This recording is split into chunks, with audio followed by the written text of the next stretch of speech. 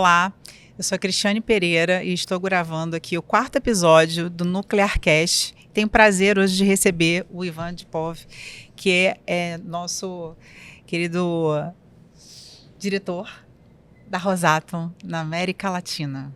Exatamente. Ivan, tudo bem? Tudo bem. Então, Ivan, hoje a gente está aqui para poder conversar sobre, né, o setor nuclear e trazer um insight diferente do que nós já tivemos antes, né? Uhum.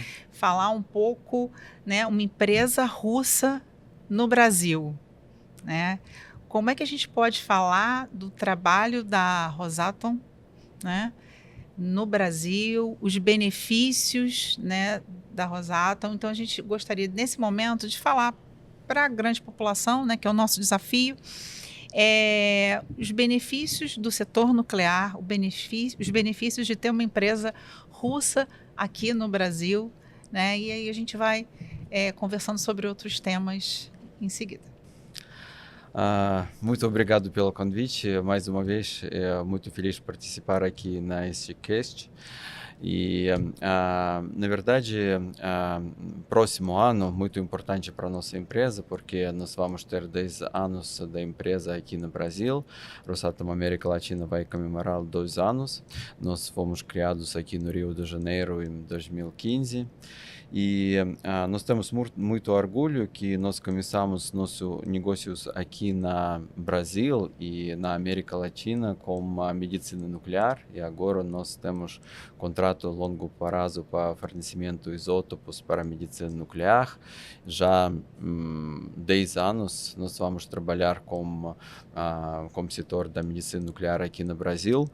E eu acho que não muitas pessoas sabem que mais que metade de todos os procedimentos de tratamento de câncer aqui no Brasil está acontecendo com fornecimento de isótopos da Rússia. Nós fornecemos cada semana isótopos para a empresa IPEM, que produz radiofármacos e distribui em país todo. Então, nós temos muito orgulho nossa contribuição no setor da saúde aqui no Brasil. Mas 2, 3 anos atrás, nós desenvolvemos nossos negócios em outros setores. Por exemplo, nós começamos a fornecer urânio enriquecido para combustível nuclear, para usinas Angra 1 e Angra 2. E nós fornecemos também com preço muito bom, que com certeza é feita a preço de combustível, que é feita de preço de eletricidade que está produzindo pelo eletronuclear. Então, o Rosatom também contribui em competitividade da energia nuclear aqui no Brasil. Então, também nós temos muito orgulho desse papel aqui no país. Perfeito. E assim, para a gente entender um pouco das aplicações, né, da questão nuclear, né? Quando a gente fala de nuclear, a gente tem uma série de aplicações, né? E como você disse, teria aplicação na parte de medicina nuclear, que é algo que vocês estão tocando, né, em termos nível Brasil, né, e Américas. E, enfim, fora a parte de medicina, parte de energia, né, que você estava falando com relação à Angra, para explicar um pouquinho, né, além das outras aplicações, o que a Rosatom pode contribuir aqui para o nosso país. Nós também podemos falar sobre tecnologias de irradiação, esterilização, por exemplo. Nós acabamos de construir a planta de esterilização, por exemplo, na Bolívia. E essa planta vai usada para produtos agrícolas, para alguns medicamentos, para alguns insumos médicos, para esterilização. Eu acho que essa direção também é muito importante para o Brasil e pode ser interessante para o Brasil, porque o Brasil produz muitos produtos agrícolas. Também agora o mercado de esterilização para a medicina também também tem um maior fornecedor e esse mercado também pode ser interessante para outras empresas como a Rosatom.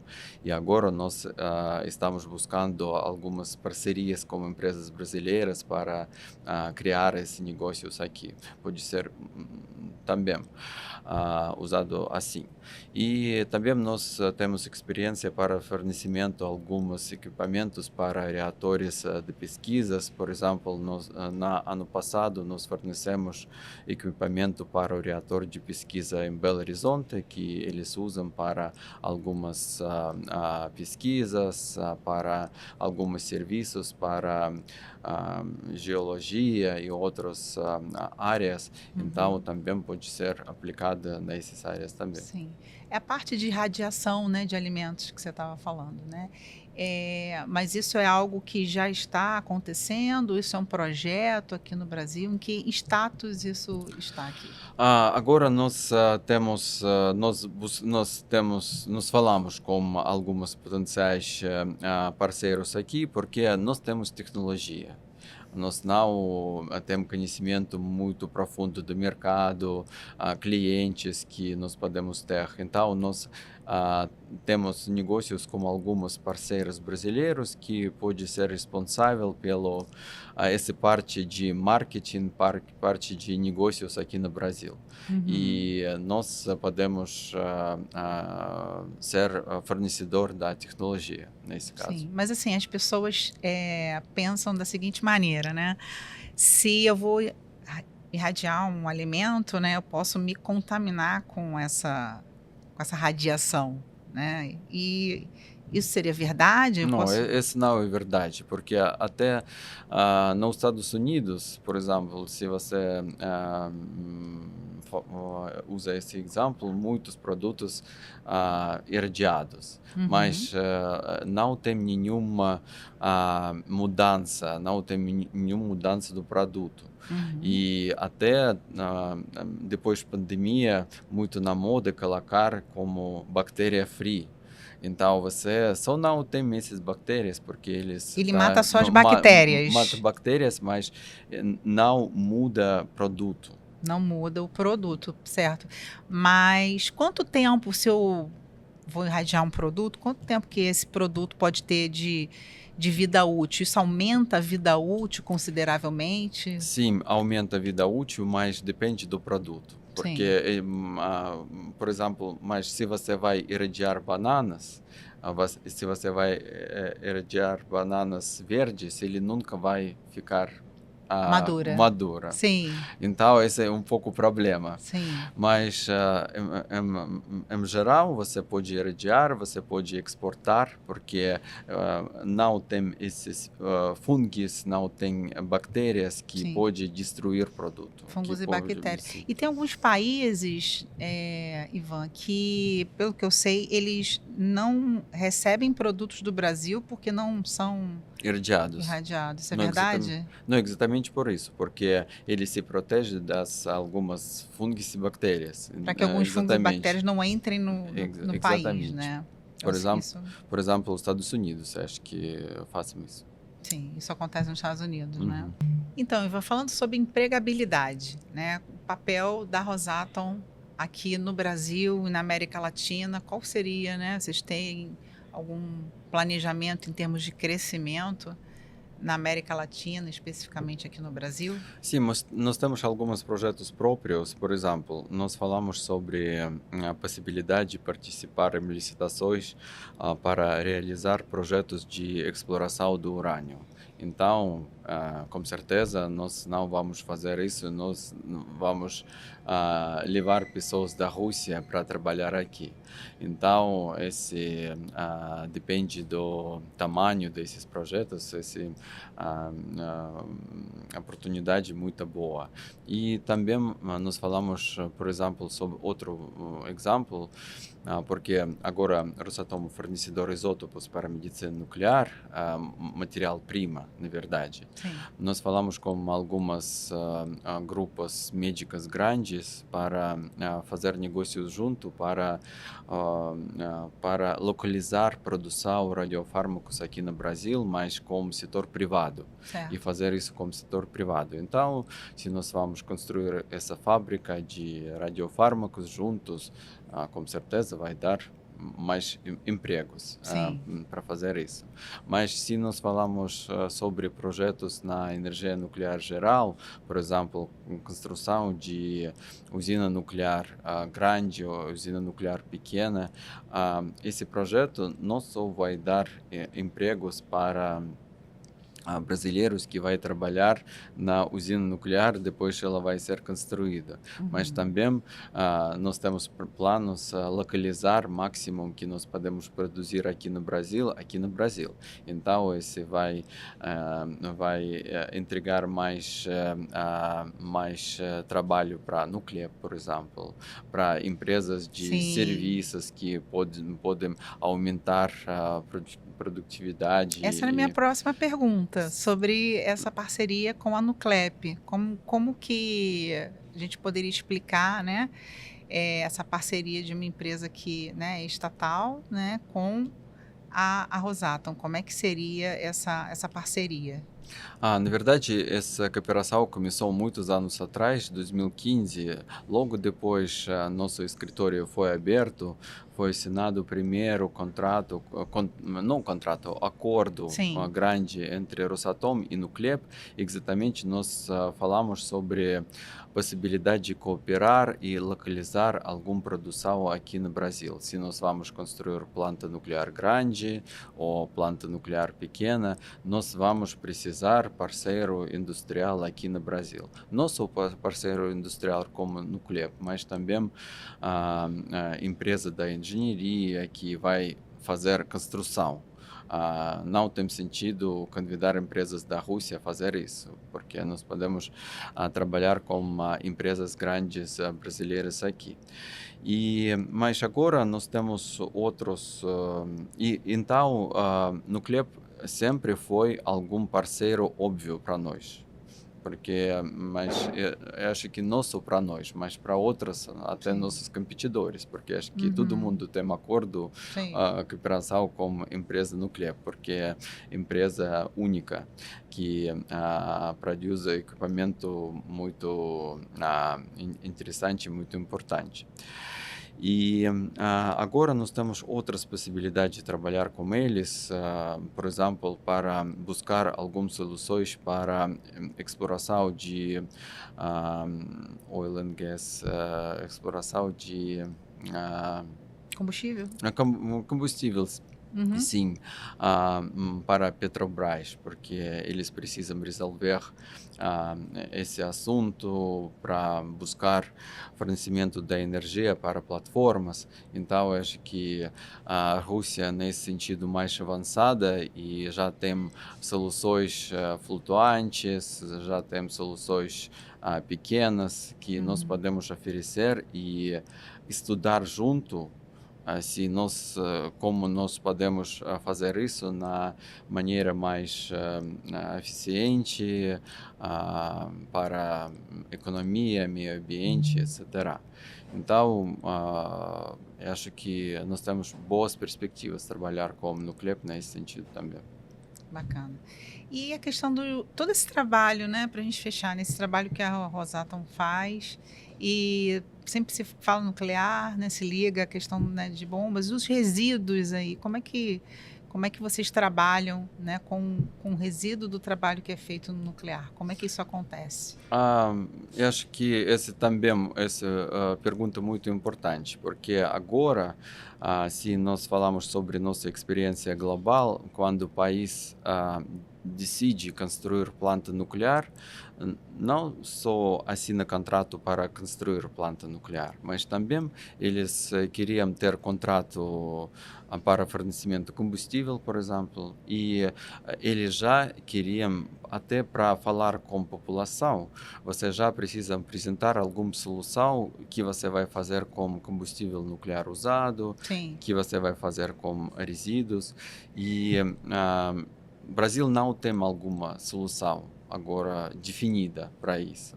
O Brasil tem um projeto de centena que vai ser construído centena para colocar alguma resíduos, É um projeto da KNEM? sim, média e baixa potência, mas agora não tem a solução definida para combustível nuclear. E todas soluções temporárias. E Mas exatamente. existe um depósito, né? Onde fica Não, armazenado. é depósito temporário. Sim. Sim. E agora que nós também promovemos no mercado, que todo mundo, todas as indústrias falam sobre reciclagem.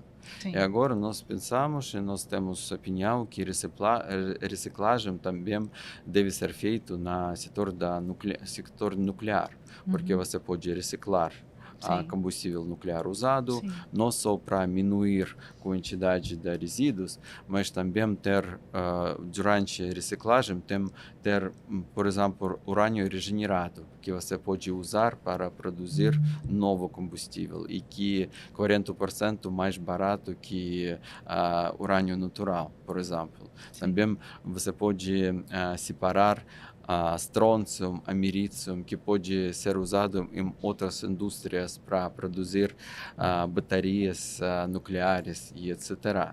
Então, isso é muito importante. E a parte desse combustível mais perigosa pode ser diminuída porque nós podemos queimar isso em nossos reatores breeders, reatores com nêutrons rápidos. Então, acho que também pode ser muito interessante em direção a trabalhar com o Brasil nesse sentido, porque pode ser esse negócio muito frutífero para todas as partes. Sim. Porque pode diminuir bastante a quantidade de resíduos, quantidade de combustível nuclear usado, e o Brasil não vai precisar construir algum armazenamento muito complexo, muito profundo para colocar lá resíduos mais perigosos. Então, acho que pode ter alguns benefícios adicionais, ter urânio regenerado, outros tipos de isótopos que podem ser usados na outras indústrias ou na própria indústria nuclear. Perfeito. Bem, é bom a gente falar um pouco dessa questão, né, que todo mundo fica muito preocupado, né, com a questão de segurança, né, quando se fala do nuclear, porque existem alguns projetos, né, que quando a gente fala de nuclear, e quem está no setor sabe, mas quem não está, não sabe, a gente tem que falar sobre isso, né, para que possa desmistificar, né, tirar todo esse medo, né, quando se fala do nuclear, né? A gente observa muito isso, a gente fez algumas abordagens, né, recentes, e a gente observa que ainda existe isso. Falando de sustentabilidade, né, só para a gente fechar, né, a nossa entrevista, inclusive a nossa entrevista seria em inglês, mas seu português, né, deu para entender perfeitamente. Ótimo, parabéns. Obrigado. E aí eu queria falar sobre essa questão mesmo de sustentabilidade, todos esses projetos, né? Agora a gente vem falando de empresas que têm práticas de ESG, né? A gente vem agora de eventos voltados, né, para COP30, G20, e como é que a Rosatom se posiciona nesse meio, o que vocês pretendem fazer, né, daqui para frente, né, com relação a... a esses projetos? Nós somos muito dentro de essas atividades, porque até a Rosatom tem diretor, vice-diretor que é responsável exatamente pelo ESG. E a Rosatom adotou todas as políticas e documentos que foi criados na forma global e realmente nós contribuímos muito para essas movimentações e Rosatom participa bastante em todos os COPs e nós vamos participar na COP que vai acontecer no próximo ano em Brasil e vamos exatamente falar sobre isso, porque a ESG eles têm várias metas, sim, e cada empresa deve escolher algumas que nós podemos contribuir. E energia nuclear realmente tem muitas soluções para, por exemplo, para ajudar com melhor alimentação. Nós já falamos sobre tecnologias de radiação para CO2 free, a produção de eletricidade. Então, eu acho que o Rosatom participa muito e nós vamos ajudar e com todos os dias, com nossas atividades, nós aprovamos que podemos fazer isso. Perfeito. Ivan, eu queria te agradecer mais uma vez, tá, Muito obrigado. Pela sua entrevista, pela sua contribuição. Queria agradecer a todos e nos sigam nas redes sociais da Abdan e vem mais novidades por aí. Até mais. Obrigado.